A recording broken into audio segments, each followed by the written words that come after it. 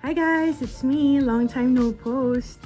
Grabe guys, I've been so busy sa trabaho and I've been like, wala akong energy kaya hindi ako nakaka-vlog. Anyways, nandito ako sa bahay and look who's here. Yung tatlong kolokoy, they're here. I-keep nila tayo company. Anyways, ano bang vlog natin today? Ano bang balita sa inyo dyan? Fill me in. Anyways, meron pala akong gustong ipakita sa inyo. Kasi sabi ko, uy, magandang content to. Ito guys, oh. Tara! Alam nyo ba, libre lang yan. Kasi you know why? Yung mommy ko, mahilig siya mag-zumba sa senior center.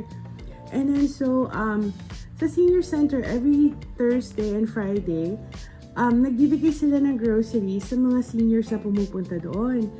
And yung mommy ko, ang ginagawa niya, kinukuha niya, tapos pinamimigay niya doon sa hardinero niya. Kasi karamihan sa binibigay, mga beans and everything. Eh, hindi ba yung hardinero niya kasi Mexicano. So, part ng diet talaga nila is like yung mga beans and long grain rice and everything. So, ang dami niya natira. Binigay niya sa akin, no? Right there, oh. So, ito yung mga free na nakukuha niya nga doon sa senior center every Thursday and Friday. And not all cities nagbibigay niyan. Depende sa city kung saan ka nakatira. It just so happens yung city namin, they're very like organized and generous. So, oh nako, nag-away. Oh my goodness. Baby girl, no!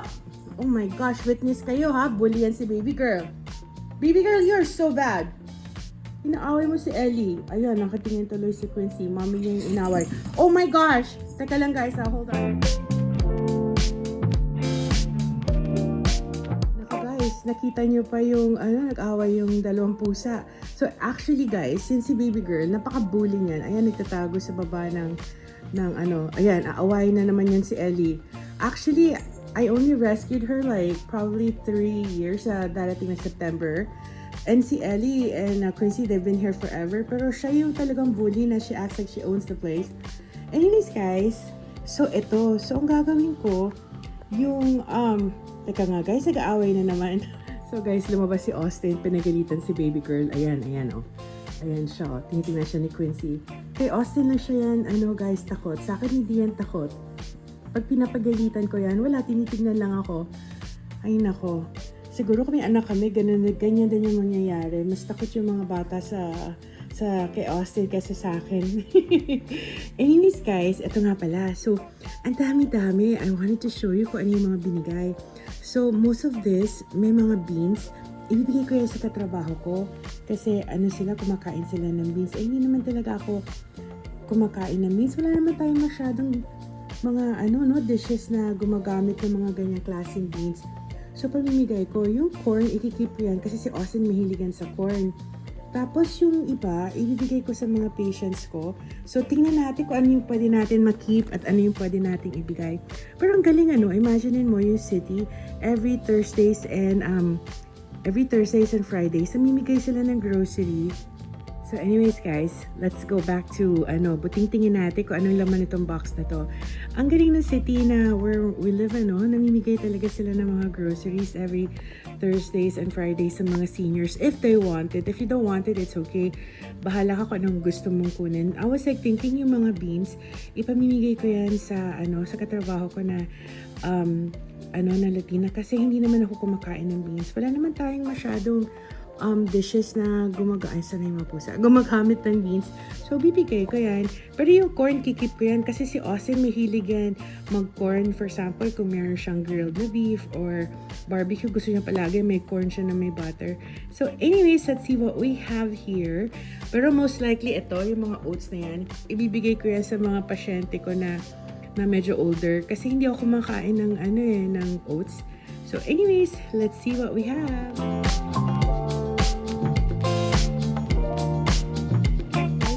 May mga senior center ba kayo dyan sa Philippines na nagbibigay ng mga free stuff sa area nyo? Dito kasi meron. So, ito. Traditional pasta sauce. Keep natin yan. Ito. They give us corn. Keep din natin yan. Corn ulit, guys. Uy! Condensed milk. We could always use that. So, si mommy ko, binigay niya sa akin to see kung gusto ko daw. Tapos ko yung ayaw ko. either ibigay ko sa mga kakilala ko or sa mga patients, but most likely, bigay ko to sa mga elderly patients ko. Like ito, ano to? Oats. Hindi naman ako nag-oats guys eh. So, I'm gonna ask them kung sino may gusto. Kung hindi, i-donate ko rin to sa food bank. Ayan, another oats. Oh my goodness. Ang laki guys. So, mahal to binigay. Quaker Oats. Ang laki niya oh. My goodness, pinamigay siya. So, bigay din natin yan. Kasi hindi na ako nag-oats. Oh, and this one is mushrooms. We could always use that. Ito, bigay natin yan. Kasi hindi ako nag-peas. And then we have cream of chicken. Cream of mushroom. We could always use that. Ito mga beans. Ibigay din natin yan. Yung mga beans.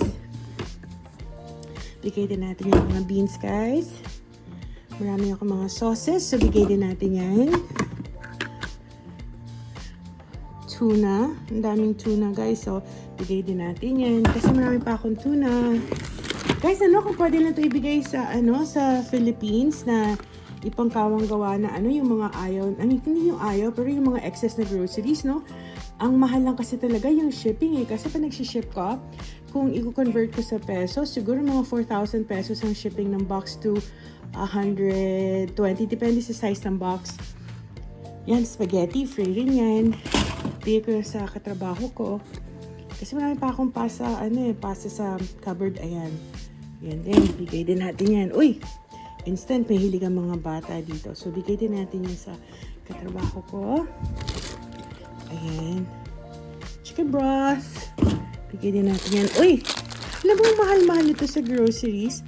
Tapos, pinamimigay lang, oh. Pecans. Ang laki. Free rin yan, guys. Guys, oh. Walnuts. Ang laki ng bag. Free din yan. I'm gonna use that when I make brownies. Ito, more oats. Pamigay din natin yan, guys. Sayang hindi ako nag-oats, no? And guys, pang oatmeal. And then what else do we have here? Uy, cream of chicken. More, yung mga ready to cook na mga pasta with sauces. Bigay din natin yan. What's this one? Uy, malaking star-kissed na chunk-like tuna. Bigay din natin yan. Kasi nga guys, marami rin kami ni Austin. Ayoko naman mag-hoard. Pagkatapos, masisira lang kung meron namang kakain, di ba? Ito, bigay ko to dun sa katrabaho ko kasi may mga anak siya. So, yan. Yung mga instant na, spaghetti. Ay, ito, corn kay Austin. Basta corn, guys, kay Austin. Guys, look, oh. 4 na bottles ng creamy peanut butter na made in the US na mag-expire pa siya late next year. Late next year pa expiration, no? Dali ko nga sa Philippines to. Magandang brand to. At saka talagang peanut butter, 100% peanut butter. Dali ko nga to. Dali ko to sa Philippines. Kasi ito mga imported na na mga peanut butter talaga na pure peanut talaga. At hindi masyadong maraming sugar. Mahal to eh.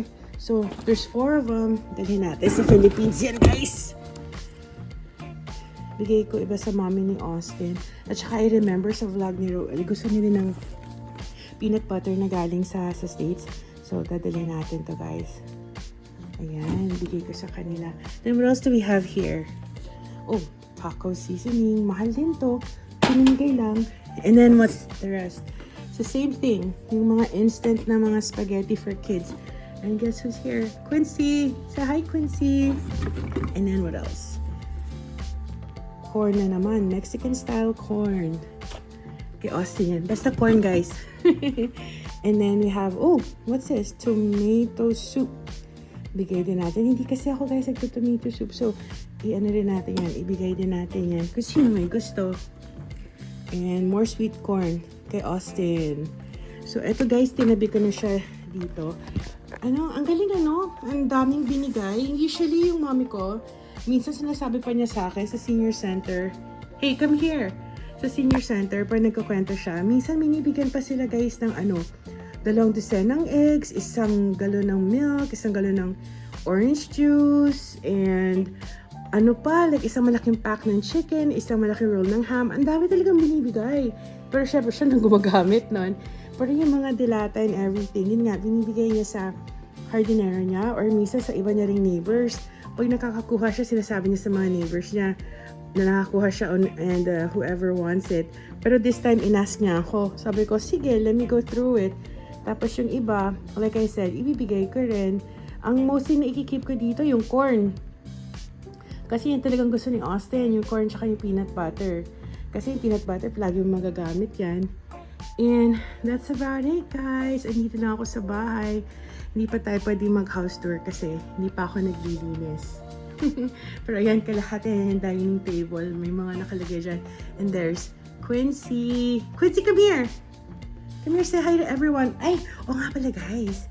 Since andito tayo, gusto ko lang ipakita sa inyo ang itsura ni Austin nung bata siya.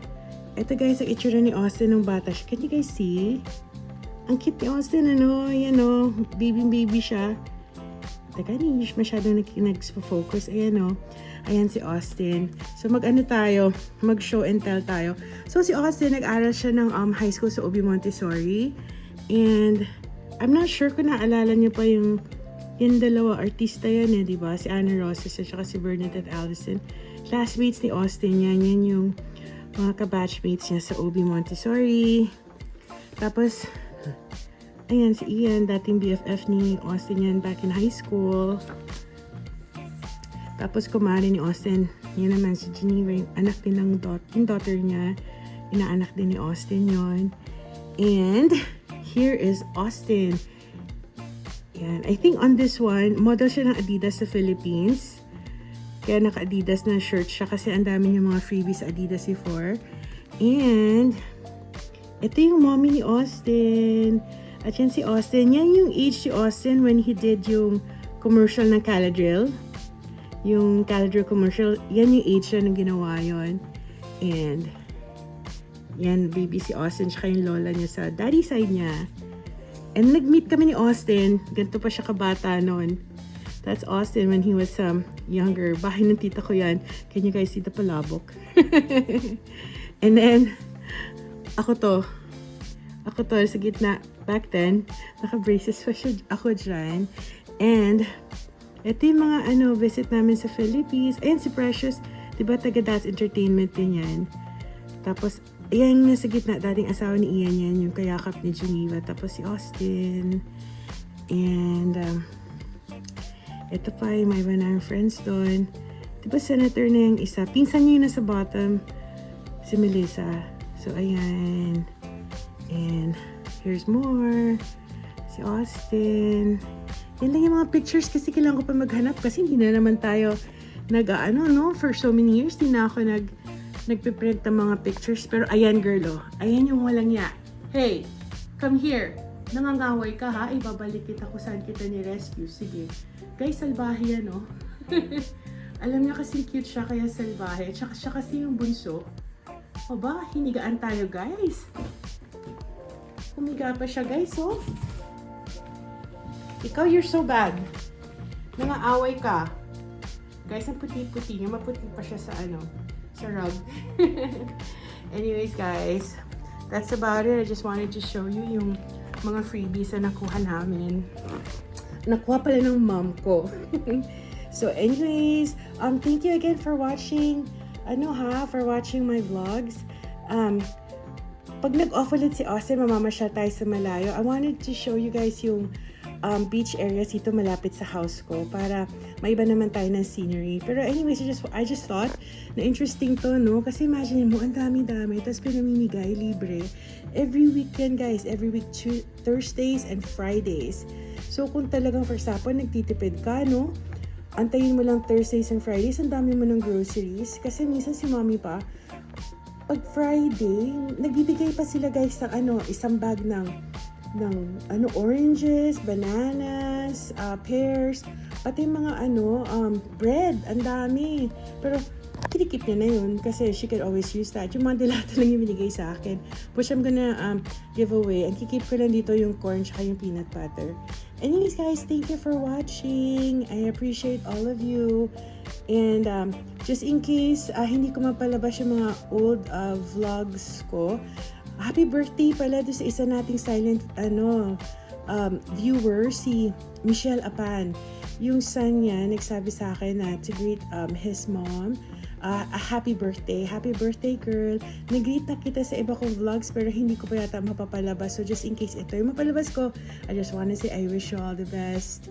May all your birthday wishes come true. And kayo rin guys I hope you are all doing well. And again, thank you very much. I appreciate you. Bye!